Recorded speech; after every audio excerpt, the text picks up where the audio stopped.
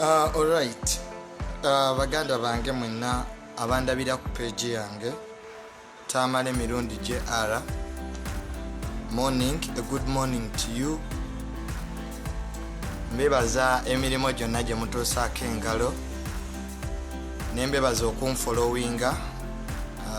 No buli lwa kusatu mbeerako ku page yange n'olwe Sunday. This is the first time in about 2 months and 1 month and 2 weeks time gwe munondi ogusoose okulabikako ku page yange eno oluvannyuma lwa omwezi gumu ne wiiki 2. Njagala okutuusa okwebaza kwange eri baganda baffe abali mu struggle naddala ba National Unity Platform. Ekibiina kyange kyenjagala ennyo era kyempagira olwo kumbeererawo olunaku lwe nalwala we nalumbibwa abatanyaŋŋamba abavandimwe abaali baagala okugyawo obulamu bwange. Beebaza nnyo baganda bange abansindikira obubaka okuva mu mawanga ag'abazungu omuli America, UK n'amawanga amalala mangi. Mwebale nnyo, mwebalire ddala. I want to thank those people that were there for me when I was sick, and I want to thank them for the messages and the funds they were sending when I was still in hospital. And this is the first time I'm appearing here on my page in a period of about 1 month and 2 weeks when I was attacked cowardly by those who wanted to finish my life. I want to thank the Almighty God that I'm back into service again. Nakomyewo mu service era ku page yange kuno nja kubeerangako nga bwe nnali buli lwa kusatu ne Sunday. Nebaza aba National Unity Platform, Mwami Bobi Wine, Principal Bongoya n'abalala bonna abantu bandagawo mukwano bambi. And I can't stop thanking you. My Facebook family, I cannot stop thanking you. Thank you so much. Thank you for being there for me, and thank you for loving my family. My friends in the diaspora, the people who work with to move this struggle, the people who have been there for us. I thank my family so much. I thank my father. I thank our allies in the government, a few people there who were there for me. Nebaza aba media, bannamawulire aba media benzize nkwatagana nabo programs ez'enjawulo ze bankyazaako. Mwebale nnyo, mwebalire ddala. Bintu bingi nnyo, but there is one thing I want to tell youth in this country, that effujjo eribakolebwako n'ebikolwa ebyettima ebikolebwa ku bavubuka olw'okuba nti bawagira ebyo bye baagala n'okussa mu nkola ebyo basuubira eggwanga lyabwe gye birina okutwala nga ligenda mu maaso. I do believe that nobody can stop an idea. An idea that whose time has come to succeed cannot be stopped. And even if you want to kill us, even if you beat us, even if you insult us, even if you undermine us, you are giving us more time. You are giving us more zeal. You are giving us more love. You are giving us more energy to continue to serve people, to continue to stay in the struggle, to continue to talk about the evils that people who are having positions in this country are doing to civilians. And it is so funny that the problem with this country, people who don't have intelligence, they are in intelligence. People who have infiltratory complex, people who have low self-esteem, They're having big positions in this country. But I want to thank the Almighty that we are a generation that cannot be bought. They try to buy us. They try to undermine us. They tried to arrest us. But we continued moving. Even in the times of election. So many people are still in the prison. But we continued moving. Because we have what we believe in as a generation. A generation that cannot be bought. We have seen so many people. Our brothers are being killed. Our brothers are being tortured. Most of them are in prison because they want us to surrender. That, hey, we have had enough. You know, now you give us this amount. And they have a price for everybody. That is how dangerous a dictator is. Dictator tuke kiseera nga yagana okugula naga katuno katumujjewo kubanga wagana sente. Abantu bangi nnyo baganda baffe bali makomera babona olwokuba nti generation eno Mwami Museveni abadde tagirabangako emyaka 3 gafugidde Uganda 35 okuba nti abantu tebakoowa okusigala nga babanja ebyo bye byagala mu ggwanga lyabwe kuba alina eggwanga lyaffenna. This country doesn't belong to a few. It is for all of us. And everybody's opinion should be respected. It should be respected. You know, there is something that I'm seeing in this country. Ekigenda tuleetera obuzibu. Government eno bwetakomya kola fujjo ku bantu kigenda tuuka ekiseera nga kiri too late to adjust your mistakes. And I always tell you, when I meet those people, I always tell them that you still have time to surrender power peacefully. Kuba lino eggwanga tebalitondera mmwe mwekka, wabula balitondera n'abantu abalala be mulina okuwangaaliramu nabo. N'ebikolwa ebyokutta abaana abato, ebikolwa ebyokulumya kubanga tokkiriziganya na muntu mu ndowooza. You are too bankrupt. You lack ideology. You lack ideas. That's why you have resorted to malice. And for us, let me tell you, if you're going to fight for democracy in this country, you'll fight it even when you're in your grave. Bw'oba onaalwanirira ssemateeka mu ggwanga lino oba enfuga ey'amateeka, beera willing okulwanisa enfuga eno mpaka mu kufa. Kuba abantu abamu balowooza bino bye tulimu bya muzannyo, bino bye tulimu bya ddala. Bya ddala. I almost died. I almost lost my life. Every time I remember that day, I just thank the Almighty. But why? Because we speak the truth every day. Because they tell us to come, they give us jobs, and we refuse. They have a price for everybody in the struggle. You know, you can come, we give you these billions, you can have a good life. This generation needs only, there are two things that we want. We want good service delivery, we want good hospitals, and we want good jobs. They are so simple. I mean, the demands are so simple. People in this country, they don't need a lot. They just need service delivery. They need good hospitals. They need jobs. Baagala mirimo. Kakati ne bw'onaateekawo embeera ey'okutiisatiisa, tugende tumukube tumutte. Katonda nga tannayagala omuntu afeera tafa, kubanga obuyinza obutta omuntu tebuli wa Mwami Museveni wabula buli wa Katonda ne gavumenti ye.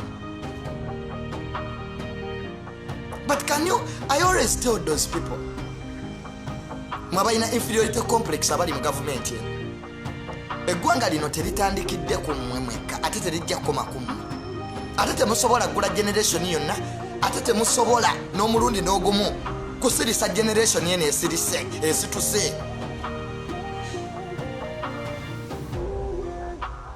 kubanga abantu bamaze obbategeera titemwali banunuzi ne mukozesa bino ebivubuka ebitaasoma ne bijja ne bimalako abantu emirembe ne bikuba abantu tebikimanyi bali bavandimwe baava eri ekiseera kigenda kutuuka bazingeko baddeyo gye baava they will go back where they came from and I don't have kind words for those people because you think when people tell you the truth mwagala nnyo ababawaana ababasoosoota muzeeyo obeerewo. I'm not part of that crap and anybody who wanted to kill me thinking that I will keep quiet, baby, you are wrong about that. You gave me more enthusiasm, you gave me more energy, you gave me more power to stand on the side of the people, and I don't compromise with that I believe in. I met my brother Bobby Wine recently. I met him more than 2 times, and I told him we should not retire. We should continue blessing. We should go on. We should fight for what we deserve. I mean, this is our time. Abasajja bakadiwadda abamba bajjanja bananziko abamba ine enfana. Their time is done. Instead of listening to what people are saying, you want to buy people. When they refuse, you send the goons to kill them. Now, how do you feel when you see me? Like, how do you feel? Like, how do you feel? Inferiority complex. They are sick of dementia and bipolar. Those psychological diseases. Dementia. You are in a dreaming, you are dreaming, you are in dreams. You don't want to accept reality that you know. Abantu bano tubafuze bubi. Abantu bano balina kye batugamba. Tuwulirizeeko muli eri mu siringi. Ne musooka mukozesagana akavubuka agataasoma agawemuzi. Nekajja ne gakuba abantu. Mwami Museveni takyaweza myaka 10 ng'afuga eggwanga lino. N'okulayira ayinza obutalayira. Naye muyinza okuba muli baana ku kyalo ng'abantu b'ekyalo basabirira kitammwe afe babalageko. The dividends, the repercussions of your behaviors will have a higher cost, not only to you but on your families. Abantu bakoowa ki gavumenti kino nejesitwa kuba boss mutemulowooza nti mwalwanira Kuala Lumpur na Hong Kong. Timwalwanira Kuala Lumpur na Hong Kong. Muri bavandamo mwetemufa. You are immune to death. You'll fall like other people. Is Magufuli still there?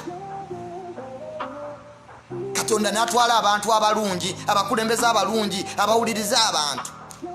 Nogamba ne bannange miracle lwaki zivugwe walala. Lwaki zigwa Chadi? Nogamba bannange lwaki miracle zigwa Tanzania banne Mukama Uganda wajerabira. Nenga lwaki era tatwerabira olw'abafusumba abafere. Bebanyiza Mukama. Atulekera abavandimwe bano. Abaloza nti buli omu abatya. Tumutte. Tajja kuddamu kwogera. Nze sobola kuva mu struggle, sobola kuva mu Bobi Wine.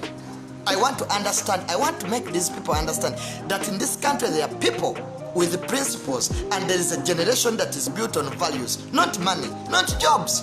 We don't need your jobs. We don't want your money. Keep it. We want a change in policy. We want a change in laws. We want education for everybody. We don't want education whereby people are taking their children to Kenya after killing the education sector of this institution. We need security for all. Your myopism, because you fear the people, that's why you move in tinted cars. Because of the evil things that you have done to people, That's why you fear in people. You cannot even have an assembly of 5 people and you call yourself a minister. You cannot even have an assembly of 5 people. In Kampala here, you are moving in tinted cars because you have done hell to people's kids. And there's time for paying and it's there. Absolutely. There's no compromise about that. You have done a lot. You have killed people. You have killed people's kids. And me, I know Baganda. People in the central region, they are very tolerant, but they never forget. This is what Obote was doing here in 66. He turned the Kabaka's palace into an army barracks. And the Bagandas were okay. Have your guns. Control your guns. Have your goons. Control your goons. But there is a time. Even on every sentence, there is a full stop. What makes you believe that your presidency will never end? What makes you believe that we should leave Bobi Wine out of coerciveness? Bajja muva akolwa mpaka nga mwebani ngegwanga mwaligulawa. I don't have kind words for those people. I don't like you. I don't like these people. I don't like you. Understand that now there is a generation that doesn't like us. Not that we have personal things, not that because you steal our chibanja, not that because we hate you as people or we hate your personality. We just hate the way you are running this country. Period. We just hate the policies you bring every day. We just hate the goons you use to inflict pain on innocent civilians. If you call yourself powerful, why don't you fight with people you are equivalent to? Like,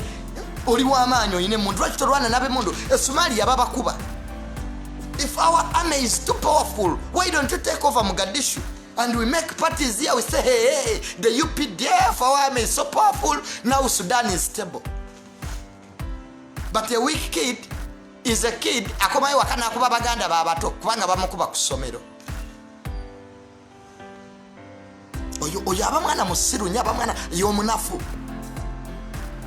You wanted to kill me? Seriously?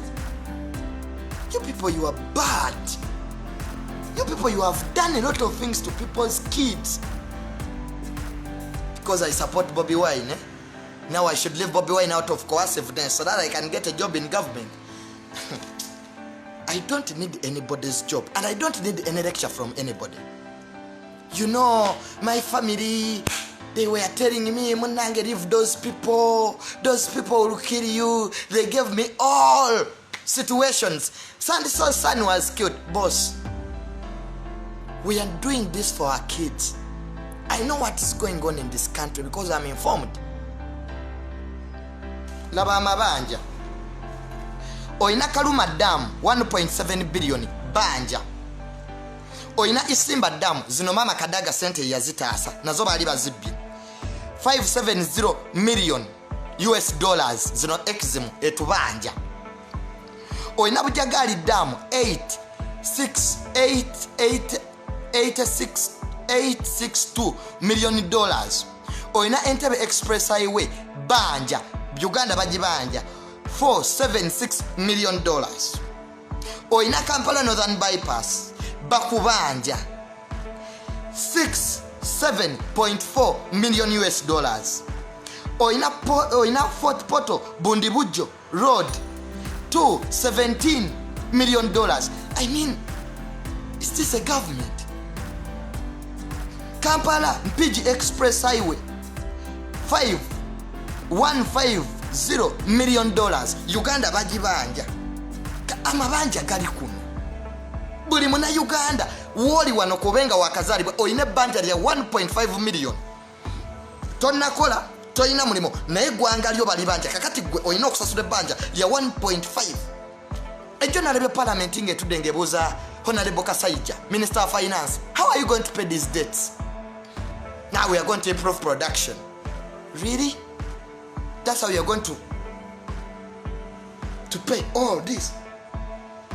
Pakwachi Sama Road 105.76 million US dollars. Kayunga Road banange mabanja government yafuka yabamanerenda bwe tubagamba nga batukuba nga bagala okutujjawo abo bebogera amazima. They want to target Bobby Wine's inner circle kubanga bategedde banubya niri ne baba bali mukomera baganya okwogera mutubulire plan B ya Bobby Wine yo ogimanyi nga tonna bakwogera B ogimanyi because people who lack intelligence are intelligence. Get a notebook, get a pen. Mpulirizanga njogera. Iregwanga siriamu. Kano gonna mabanja. Nina banja nawo yine banja. No mwana wo gugenda okuzaala nti ayine banja ya 1.5 million. Nyenga sente zikolachi. Really sente zikolachi. Sente zikolachi.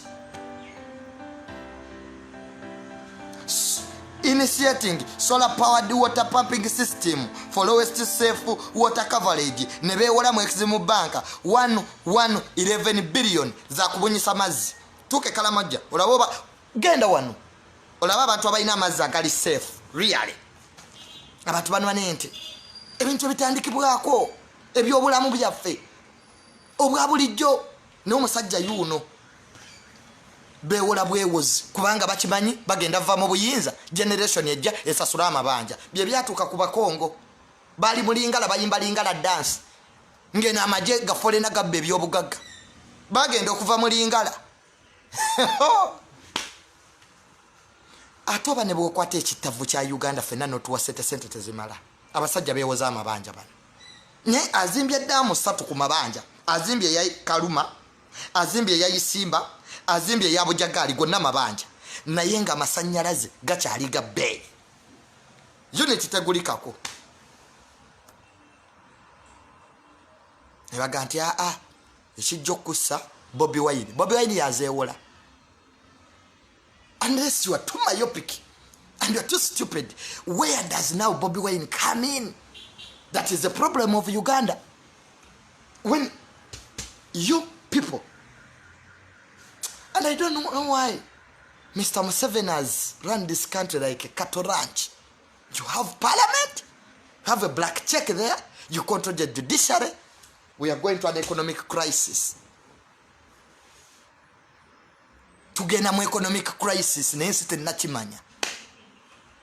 Nimamugamba naye gwe ebbanja ly'eggwanga ne ligenda nga likula myaka 2 oba bewoze trillion maka myaka 2 wano juzi bakubegulire omuntu yabba trillion namba mu lunaku lumu ne banyigiriza abaavu amafuta bagongeddeko omusolo banyigiriza baavu nga motoka eriko omusolo ogwayo.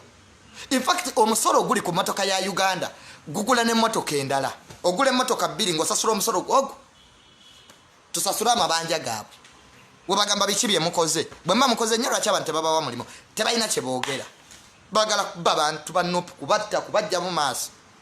You almost killed me. Are you serious, you people? Kale, you guys are too fake. Inferiority complex ebasumbuwa. You are naked. Everybody knows you are naked. You people, you are naked. Buli omu akiraba mukunamye. N'omwana omuto akiraba, you people, you are naked. You don't have the ideas. Mubeera mukoza special force sibaja biki kankubulire mwe abakoze zimerisha manyi kati buli security organ inagikulira ne batta abantu without accountability. Parliament wano mama Kadaga gwe musiba muvuma abamu temumwagala si yaise prime minister bakompensate gawe batira mu kwekala kasa neno labo omuntu nga avuma mama Kadaga nogamba gwe byeyogera ko bimanyi oyo no yakyabakwatiridde oyo yakyayagala ku bantu oyo era kwavaawo ne muteekawo ekintu ekigenda ogwa ku ggwanga lino lokolanya atule ku bwa speaker awo mujja kuwulira mmwe gano gonna amabanja ge mbasomedde nyongere maama omanye nti oyina ebbanja gwatannakola leka nyongere ndaba bankubaakubadde amannya ne bagajja mu bankubire ddala ebituufu wamma kambasomera amabanja kansomeyo kala 3 maawe bannange abasajja muvuluza eggwanga lino mwewola bwewozi kudduka wano gavumenti kati yaba manerenda yaba mafia mwewola bwewozi mumale muweeyo obuyinza ekitafu ky'eggwanga kikalu kwegaba tumale emyaka nga 2 tuli ku ekonome omuntu akubbako ettaka mu Uganda nakulemesa okukola mu owino nakuteekako emisolo buli musolo nakubba ne ssente ng'oyina ebbanja ku misolo ogyo kagamba netwewuunya naye lwaki abavubuka tuli baavu gavumenti yetufudde abaavu tulina amabanja ge tutamanyi batwewolerako batuwaayo ng'emisingo ate China etumazeeko emirembe bano bamuteekako embaga abazungu talinnyayo balina okumukwatirayo olaba chief justice yali mulwadde simanya wa sukaali bamugamba twayeresiweya kusala byamankyolo okwekotya fayiro ya mulamuzi munno luyali eyekyali judiciary ne mugende wa president Museveni asina president General Museveni nga mwambadde amakanzu ekiro nolaba justice byabakama tamanyi na bululu ngeri gye yabubalamu bamubuuza bwava butya ku polling station okujja ntamanyi agamba he used the machine Abamerika bagatu chichi Betty Nakazi gendo olime kubijja mpewoze wa mweze zikusumbuwa omanyi oyinza okubanga obonaabona naye nga okubonaabona ako wakwagala mu psychology tukiyita Stockholm syndrome ng'obonaabona naye nga tumanyi nti obonaabona ng'okubonaabona ako wakwagala kakati tulina abantu mu Uganda mulabye oyo Nakazi mwavu muzibu ebisajja biyeno bimubbako sente agenda kuzaala obwana nga ne malwaliro gyazalize tewali ddagala ali kunawandiika bya kisiru kati abo be baana ng'omalamu kuba kabina myaka 25 mbwe anoonya musajja wakufumbirwa n'omugamba onoonya musajja wakufumbirwa naye ane munu yo munaagikolera wa abaana boona abazalira mwene ensi efaanana bweti babuulire kufuna mbuto omubuuza nti bajeti yasomebwa omwaka oguwedde eriwa agamba tebinkwatako those are for politician issues for politician. Look at this idiot. Look at her. Look at her. Like Mulabe.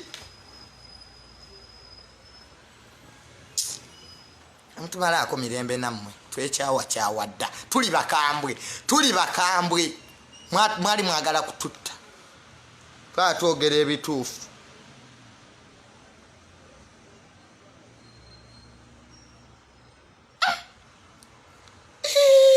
Ne government no balance of payments and budget support. Balance of payments and budget support for $1.5 million.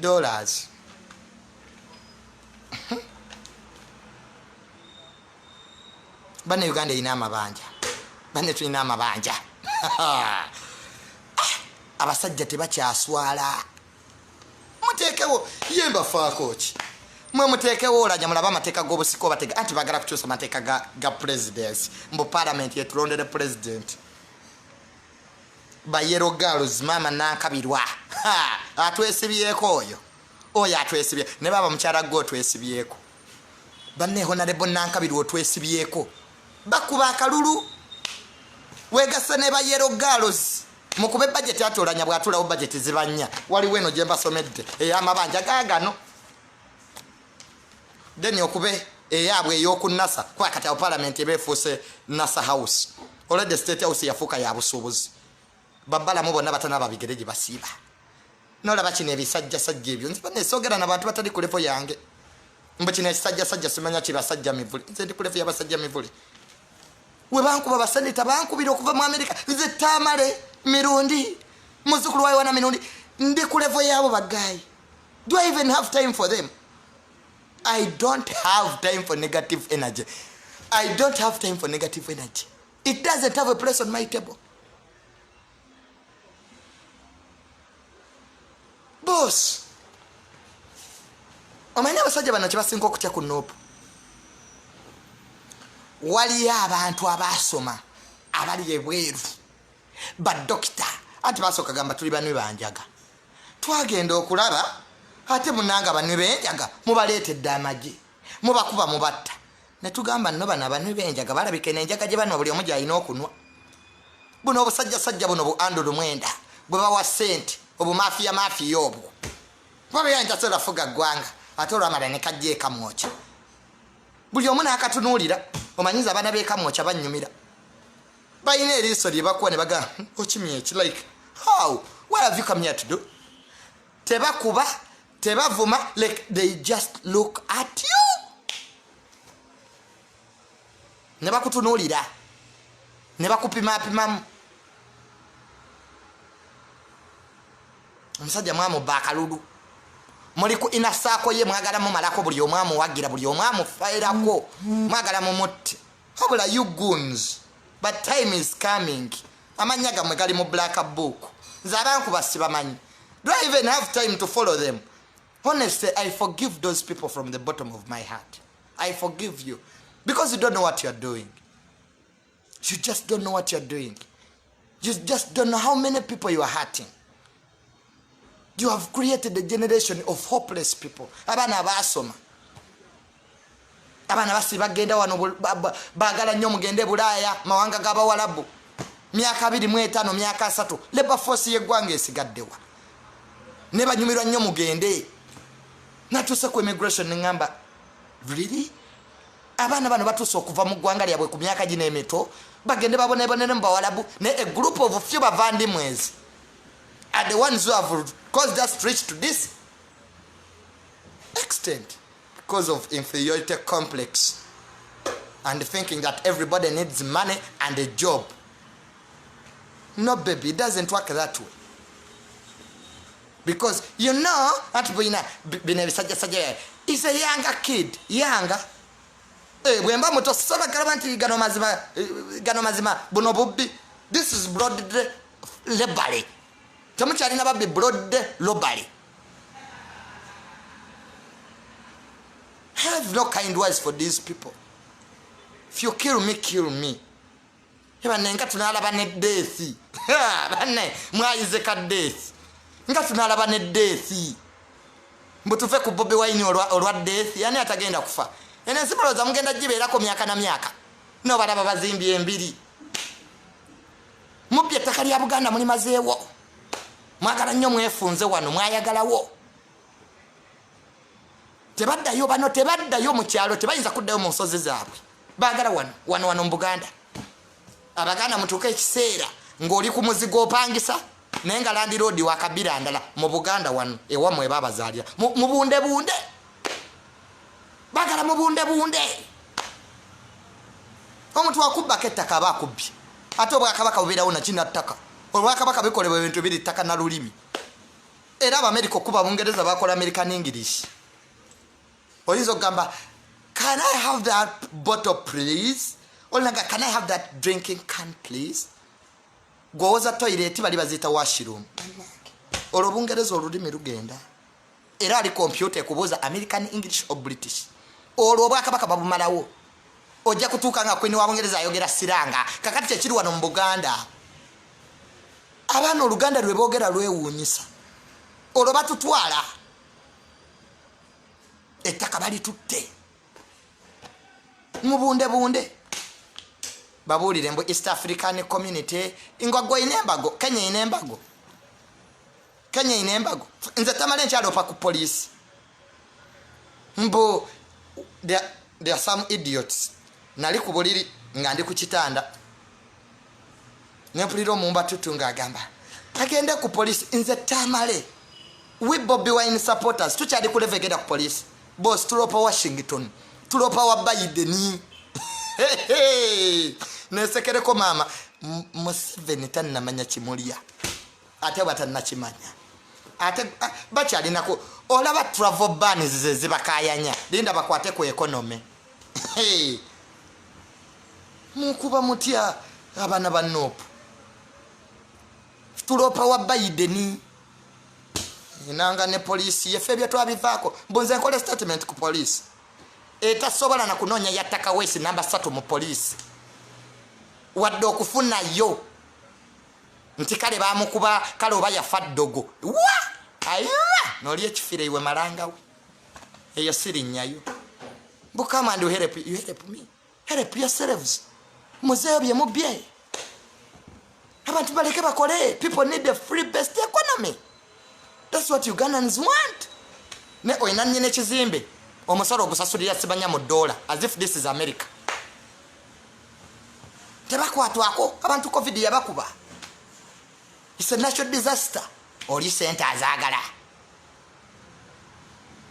lwampaka bovaino gati ne bannanga basubuzi nga mbamenya oyo Kasiita yafa aba basubuzi sibanya Kasiita babulire genda mu state house kulya byajjulo oluvayo nga boogera oludicha n'ebisajja mmwe mutunze eggwanga lino ate ebisajja ebyo ebikulukulu ebyo ebikulukulu ebyo ebyekwesa emyaka batugamba ki tuli bantu bakulu okuzaalibwa imama the only difference between me and you were born very early just because my parents didn't want to play sex very early so that's also difference that you were born faster than me it's a sex default so if you tell me that you are simanya olodi ebya odi byogendo bigambe nnyoko twagala kumanya twakoowa kasasi nza nabakoowa nabakoowa ate bamwanta misiza ne Uganda abantu bano banne munango omuliro gugenda na muliro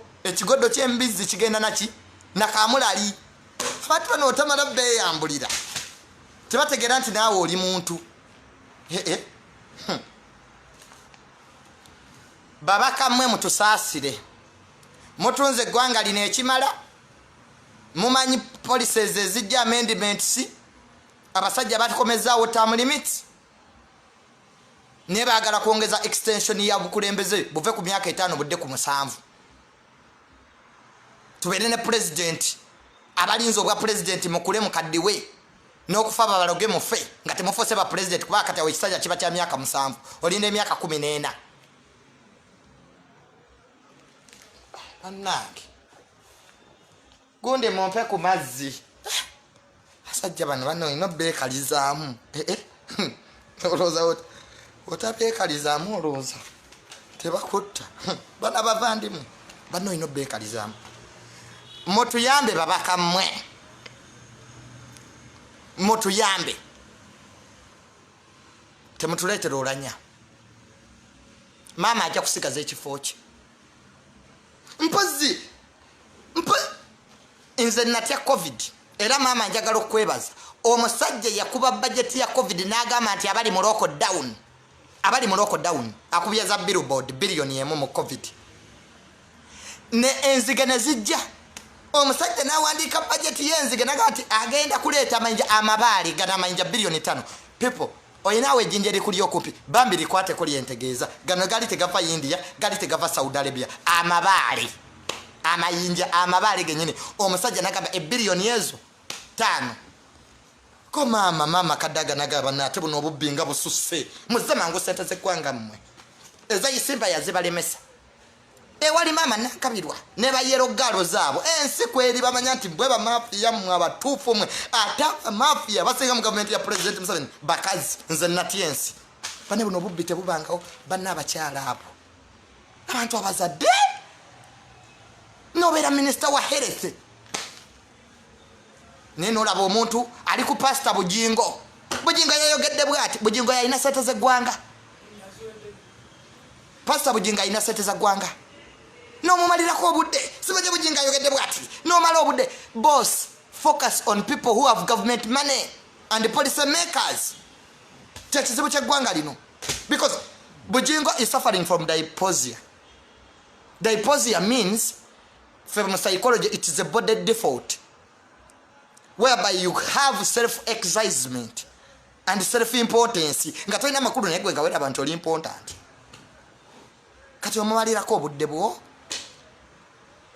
omumalirako ki nga kyeni alina sente ze za health gyozalira omwana nga tewalina pamba nga lwaki tokuba oyo nene mumala obudde muli ku bantu batalina sente za ggwanga mumba amalirako data oli amaaso ne gamumyuka I saw some stupid woman aliko obwo chano bwamu obwo bwa struggle obwo naive ali ku mirundi yayogedde bwati My father doesn't have any position in that government. Tayina. Atoba tayina. Ate ye mukowo. Nali ku mirundi. Nomugamba kati gwoli musiru. Lwaki tosoka n'obuuza ssente z'amagye? Lwaki tosoka n'obuuza ez'amasomero? Lwaki tosoka n'obuuza eza rediyo? Zaalagawo eza rediyo. Buli munaganda alina ofuna rediyo ne TV. Ne bamala obudde bali kuba talina bifo. Atalina kifo mu gavumenti omunoonyaako ki? N'obanoonya mmere ya leero. Nga naye bw'okeera ku mulimu gwo. Temulina mirimo. Ne nolaba omuntu. Muteeke eyo olanya.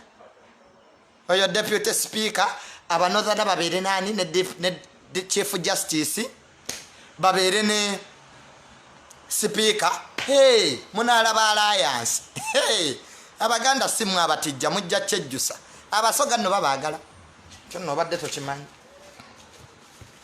But not everybody is bad, by the way. There are very many people who are good. I want to thank my friend Don Nasa. Bane Nasa. If everybody was like that guy, bane guy ali humble, ke kalina sente, ke kavuga Rolls Royce, ke kali humble, ke kalina business ideas, banange. Chiyitirivu mwana wa mama chiyitirivu.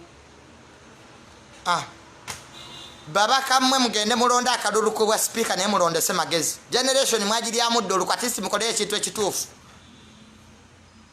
Tetwagala kudda mu byekyadi.